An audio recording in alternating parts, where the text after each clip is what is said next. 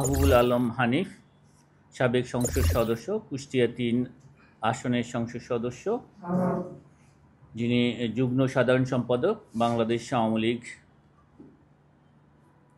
তার বিরুদ্ধে ২৭,৩৯,০০,০০০ টাকারও বেশি মূল্যের জ্ঞাত আয়ের উৎস বহির্ভূত সম্পদ অর্জন এবং ১৮টি ব্যাংক অ্যাকাউন্টের মাধ্যমে ঘুষ ও দুর্নীতির মাধ্যমে অর্জিত ৮৬৬ কোটি টাকারও বেশি সন্দেহজনক লেনদেনের অপরাধ অনুসন্ধানকালে প্রমাণিত হয়েছে।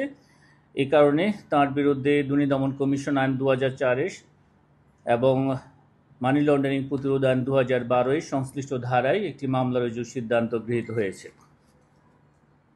অভিযোগ সংশ্লিষ্ট জনাব ফৌজিয়া আলম, স্বামী মোহাম্মদ মাহবুবুল আলম হানিফ, কুষ্টিয়া ৩,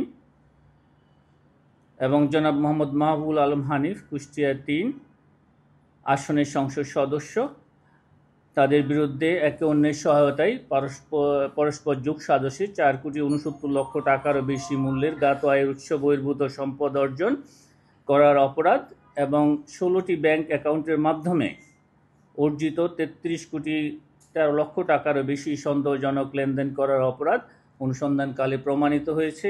এই কারণে তাদের দুজনের বিরুদ্ধে আরও একটি মামলা রুজুর সিদ্ধান্ত গৃহীত হয়েছে।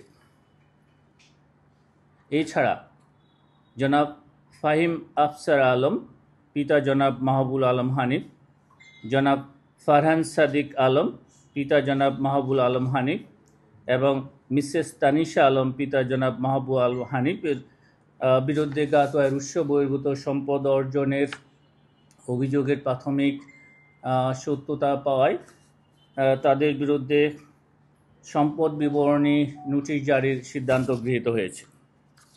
আপনাদেরকে অনেক ধন্যবাদ। জি, প্রাসঙ্গিক প্রশ্ন।